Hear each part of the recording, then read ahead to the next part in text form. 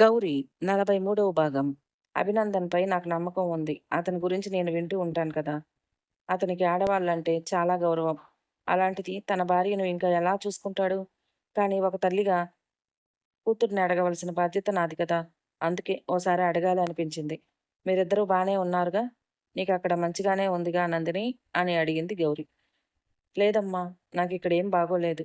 అసలు ఈ పెళ్లి అనవసరంగా చేసుకున్నానా అని ప్రతిరోజు అనిపిస్తుంది. అతడు పైకి మాత్రమే అలా కనిపిస్తాడు. కానీ తన సొంత వారిని, తన చుట్టూ ఉన్న వారిని ఎప్పుడూ కించపరుస్తూ ఉంటాడు అని చెప్పాలి అనిపించింది నందినికి. కానీ ఎంతగానో నమ్ముకున్న తల్లి నమ్మకాన్ని వమ్ము చేయటం, తన బాధలు చెప్పుకొని తల్లిని కూడా బాధపెట్టటం ఇష్టం లేని నందిని, అంతా నువ్వనుకున్నట్లుగానే ఉందమ్మా! నువ్వు నా కోసం ఎలాంటి దిగులు పడాల్సిన అవసరం లేదు అని అంది. మరి అలాంటప్పుడు నువ్వడిగితే ఎందుకు ఒప్పుకోవటం లేదు? అదేం లేదమ్మా! ఇప్పుడు నేను కోచింగ్ అంటూ బయటికి వెళ్ళటం ఇష్టం లేదట. నాతో ఇంకొన్నాళ్ళు ఎలాంటి టెన్షన్స్ లేకుండా గడపాలి అనుకుంటున్నాడట. అంతకు మించి వేరే ఏమీ లేదు. అలాంటప్పుడు అభినందన్ మాట కూడా వినొచ్చు కదా! ఇంకా చాలా టైం ఉంది కదా నీకు. నీకు తెలుసు కదమ్మా! నాకేదైనా చదువు తర్వాతే. ఇలా ఉండటం నాకు మాత్రం ఇష్టం లేదు.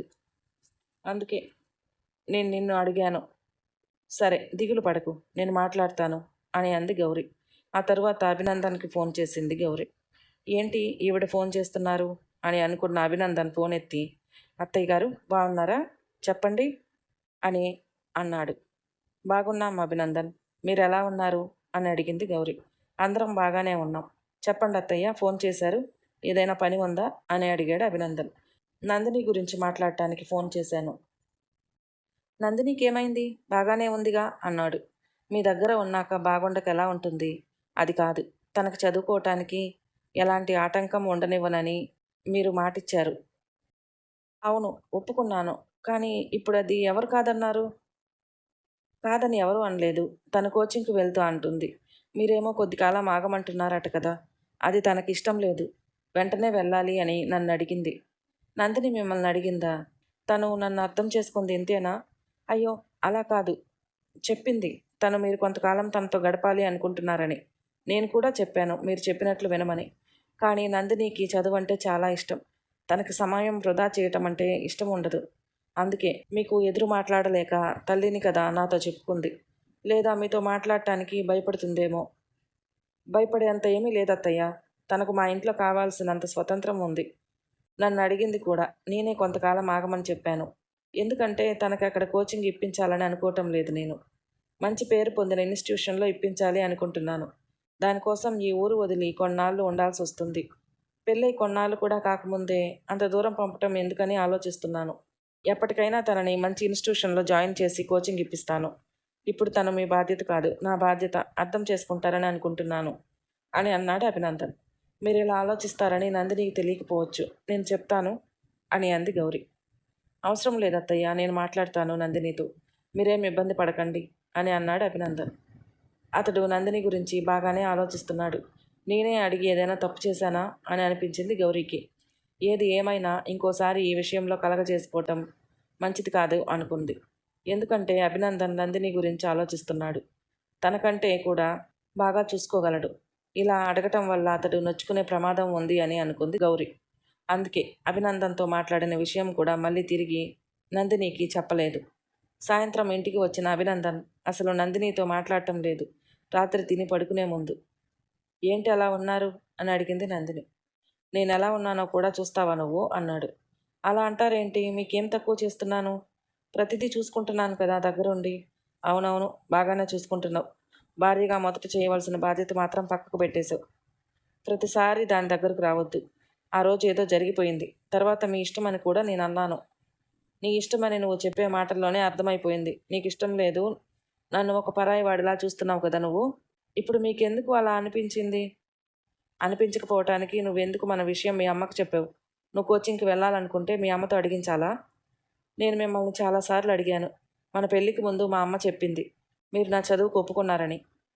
అదొకసారి మా అమ్మ మీకు గుర్తు చేస్తే అలా అయినా పంపిస్తారేమో అని. ఎలా కనిపిస్తున్నాను నీకు? పెళ్ళాన్ని ఇంట్లో ఉంచి వంటింటి కుందేల్లా మార్చేవాడిలా నేను నీ కోసం అన్నీ కనుక్కుంటూనే ఉన్నాను. ద బెస్ట్ ఇన్స్టిట్యూషన్‌లో నిన్ను చేర్పించి కోచింగ్ ఇప్పించాలని అనుకుంటున్నాను. దానికి నువ్వు ఇల్లు వదిలి చాలా దూరంగా వెళ్ళాల్సొస్తుంది. మనకు పెళ్ళయింది కానీ ఒక భార్యాభర్తలుగా ఏ రోజు లేము. అలాంటిది అప్పుడే నిన్ను ఎలా పంపించమంటావు? దానికి నన్నేం చేయమంటారో చెప్పండి, నేను చేస్తాను. కానీ నేను త్వరగా కోచింగ్కి వెళ్ళాలి. నువ్వేం చేయక్కర్లేదు. సమయం వచ్చినప్పుడు నేనే పంపిస్తాను. ఈలోపు మీ అమ్మకు చెప్పవలసిన అవసరం లేదు. ఇంకెప్పుడు మన ఇద్దరి విషయాల గురించి మూడో మనిషి మాట్లాడటం నాకు ఇష్టం లేదు. ముందు మొగుడితో ఎలా ఉండాలి, భార్యగా నీ బాధ్యతలు ఏమిటో అనేవి తెలుసుకో అని అటు తిరిగి పడుకున్నాడు అభినందన్. ప్రతిసారి భార్యగా నీ బాధ్యత తెలుసుకో అంటే ఏం చేయాలి? నా అంతటి నేనుగా వెళ్ళి ఆయన పక్కలో పడుకోవాలా? అలా కూడా చేశాను కదా. ఇక అంతకు మించి ఎలా దిగజారాలో నాకు అర్థం కావట్లేదు. చనువు తీసుకోడు, మచ్చిక చేసుకోవాలని ప్రయత్నించడు. కానీ నేను మాత్రం భార్యగా బాధ్యత నిర్వర్తించాలి. ఎవరికీ చెప్పుకోలేని బాధ ఇది. ఏమని చెప్పుకోవాలి? ఎలా చెప్పుకోవాలి? ఆ రోజు పొరపాటున ఆవేశంలో కొట్టినందుకు నా మీద పగ తీర్చుకుంటున్నట్లుగా అనిపిస్తుంది. నా కలలు ఆశలు నెరవేరే మార్గం లేదా? అమ్మతో కూడా చెప్పొద్దు అంటే ఇక నేను ఎవరితో చెప్పుకోవాలి అని చాలా బాధపడుతూ దరిద్ర అనే నిద్ర కోసం ఎదురు చూస్తూ ఆ రాత్రంతా గడిపింది నందిని. మరుసటి రోజు తల్లికి ఫోన్ చేసి అడిగింది నందిని. నువ్వు అనుకున్నది ఎప్పుడైనా సాధించొచ్చు. కొన్నాళ్ళు అభినందన్ మాట వినటం మంచిది. అతను కూడా నీ మీద ప్రేమతో చెప్తున్నాడు. అంతకు మించి నాకేమీ కనిపించలేదు. కొన్నాళ్ళు అతను తప్ప నీకు వేరే ప్రపంచం లేదని అనుకో అని చెప్పింది గౌరి. తల్లి కూడా అలా చెప్పటంతో ఇక ఏమీ మాట్లాడలేకపోయింది నందిని. కొన్ని రోజుల తరువాత ఒకరోజు ఉదయం టిఫిన్ చేస్తూ ఉండగా, ఈరోజు చెల్లి పుట్టినరోజురా, గుర్తుందా అని అడిగింది జగితి. అయితే ఏం చేయాలమ్మా అన్నాడు అభినందన్. ఏం చేయటం ఏంట్రా, ఫోన్ చేసి విషెస్ చెప్పు. అంతకంటే చేసేదేముంది? ఇప్పుడు ఫోన్ చేయకపోతే ఏంటట? పుట్టినరోజు జరుపుకోవటానికి ఏమైనా చిన్నపిల్ల? పుట్టినరోజులు జరుపుకోవటం కాదు, పుట్టి ఏం సాధించాము అనేది ముఖ్యం. పీజీ దాకా చదివించి ఏదైనా సాధిద్దాం, ఏదైనా చేద్దాం అనేదైనా ఉందా? బావ తెచ్చింది ముప్పొద్దులా తిని కూర్చుంటుంది. ఎప్పుడు చూసినా షాపింగ్ అది ఇది అంటూ తిరుగుతూ ఉంటుంది. ఏం సాధించిందని పుట్టినరోజు చేసుకోవటానికి అని అంటూ అక్కడ నుండి వెళ్ళిపోయాడు అభినందన్. సొంత చెల్లెలకి ఒక్క మాట పుట్టినరోజు శుభాకాంక్షలు చెప్తే ఈయన సొమ్మేం పోతుందో. అసలు ఇలాంటి మనిషిని ఎలా అర్థం చేసుకోవాలో అర్థం కావటం లేదు అని అనుకుంది నందిని. వెళ్ళి శ్రవంతికి ఫోన్ చేసి శుభాకాంక్షలు చెప్పింది నందిని. అన్నయ్య లేడా వదినా అని అడిగింది శ్రవంతి. లేరు, ఆఫీస్కి వెళ్ళిపోయారు అని చెప్పింది నందిని. నా పుట్టినరోజు అని నీకెవరు చెప్పారు? అన్నయ్య చెప్పాడా? లేదు, అత్తయ్య మాట్లాడుతుంటే విన్నాను. సరే అంది శ్రవంతి. శ్రవంతి మాటల్లోనే అర్థమైంది. అన్నకు తన పుట్టినరోజని గుర్తుందా? ఇంకా ఫోన్ చేయలేదని ఎదురు చూస్తుంది అనిపించింది నందినికి. అలా రోజులు గడుస్తున్నాయి. అభినందన్ సూటిపోటి మాటలతో, నందిని సర్దుబాటుతో ఒకరోజు నందినికి ఉదయాన్నే ఫోన్ వచ్చింది. ఫోన్ తీసుకుని వెళ్తున్న నందినినే చూస్తూ ఉండిపోయాడు అభినందన్. నందిని తిరిగి వచ్చిన తర్వాత, ఎంత ఉదయాన్నే ఎవరు ఫోన్ చేశారు అని అడిగాడు. మా అమ్మ చేసింది అని చెప్పింది. అప్పుడే తెల్లారిందా మీ వాళ్ళకి? ఇంత ఉదయాన్నే ఫోన్ చేశారు? తొందరగా లేవాల్సి వచ్చింది అని తిట్టుకుంటూ లేచాడు అభినందన్. నిజానికి ఆ రోజు నందిని పుట్టినరోజు. రాత్రి ఫోన్ చేద్దామనుకున్నారు నందిని చెల్లెళ్ళు. కానీ వాళ్ళని ఇబ్బంది పెట్టినట్టు అవుతుందని ఉదయం వరకు ఎదురు చూసి ఉదయాన్నే ఫోన్ చేశారు నళిని ఇంకా నయన. ఎంత ఉదయాన్నే ఎందుకు ఫోన్ చేశారని అడుగుతాడేమో అని ఎదురు చూసిన నందిని అలా అడగకుండానే పొద్దున్నే నస అన్నట్లుగా మాట్లాడి వెళ్తున్న భర్తకు తన పుట్టినరోజు అని చెప్పాలని కూడా అనిపించలేదు నందినికి. ఎందుకు ఫోన్ చేశారు అని అడిగి ఉంటే కారణం చెప్పుండేది. కానీ అతడు అడగలేదు. నందినికి కల్పించుకుని చెప్పాలని అనిపించలేదు. అయినా స్రవంతి పుట్టినరోజున అన్నాడు కదా, పుట్టినరోజు చేసుకునే అంత గొప్ప ఏం సాధించారని. ఇప్పుడు తన గురించి చెప్పినా కూడా అదే మాటలు మాట్లాడతాడు. చెప్పి అనిపించుకోవటం అవసరమా అని అనుకుని ఊరుకుంది నందిని. తన పుట్టినరోజుకి తల్లి ఎప్పుడూ పాయసం చేసే విషయం గుర్తుకు వచ్చి స్నానం చేసి దేవుడికి పూజ చేసుకుని ఇంట్లో పాయసం చేసింది.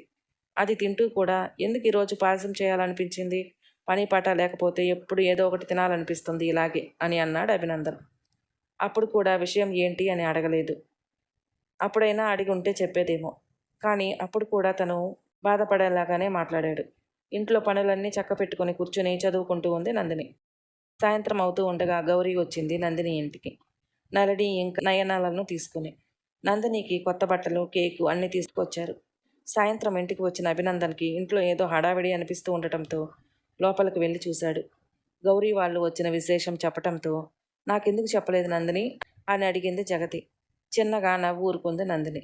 నందినికి ఇలాంటివన్నీ చేసుకోవటం ఇష్టముండదు వదినా, అందుకే మీకు చెప్పలేదనుకుంటా.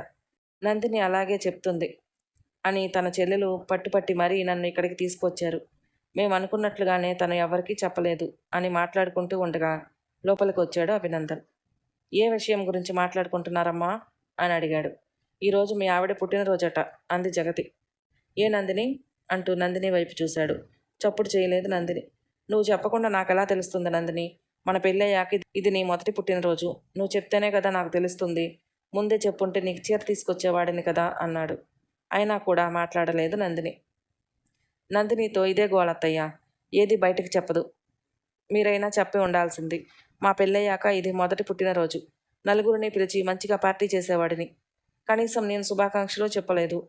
భర్తకు చెప్పుకోవటానికి అంత మొహమాటం ఎందుకో అర్థం కాదు. ప్రతిదీ తనలోనే దాచుకుంటుంది. నాతో ఎంత ఫ్రీగా ఉండమన్నా ఉండదు అంటూ ఫిర్యాదు మీద ఫిర్యాదు చేస్తున్నాడు అభినందన్. నందినికి ఏం మాట్లాడాలనిపించలేదు. లోపలికి వెళ్ళిపోయింది. తన వెనకే వెళ్ళిపోయాడు అభినందన్. లోపలికి వచ్చిన అభినందన్, నాకెందుకు చెప్పలేదు? మీ వాళ్ళ ముందు నన్ను విలన్ని చేద్దామనుకుంటున్నావా? నేను నీ కోసం చీర తీసుకోలేదు, కనీసం ఏమీ చేయలేదు. మీ వాళ్ళు మాత్రం నీకు బట్టలు, కేకు అన్నీ తీసుకుని వచ్చారంటే నేను నిన్ను పట్టించుకోకపోతే మీ వాళ్ళన్నీ చూసుకుంటున్నారా అని అడిగాడు. అని ఎవరన్నారు? అన్నీ మీరెందుకు ఊహించుకుంటున్నారు? కోపం నందినిలో. నువ్వు చెప్పకపోవటం వల్లే కదా ఇదంతా జరిగింది. మీ వాళ్ళు ఏమనుకుంటారు? వాళ్ళ ముందు నా పరువంతా తీసావు కదా, నాకేదీ చెప్పకపోతే ఎలా తెలుస్తుంది అంటూ చాలా తిట్టాడు అభినందన్. చెప్పలేదు చెప్పలేదు అంటున్నావు, కానీ తెలిసాక కూడా తనకు విషెస్ చెప్పాలన్న విషయం మాత్రం గుర్తులేదు అని అనుకుంది. నందిని మీద విసుక్కుంటున్న అభినందన్కి అసలు గౌరీ ఆ టైంలో ఎందుకు ఫోన్ చేసిందో తెలుసుకోగలుగుతాడా? నందిని మనసు అభినందన్ అర్థం చేసుకోగలుగుతాడా? లేదంటే నందిని జీవితం ఎటు సాగనుందో మరో భాగంలో తెలుసుకుందాం. మన వీడియోలు మీకు నచ్చినట్లయితే ప్లీజ్ లైక్ చేయండి, షేర్ చేయండి, సబ్స్క్రైబ్ చేసుకోవటం మాత్రం మర్చిపోకండి. Thank you.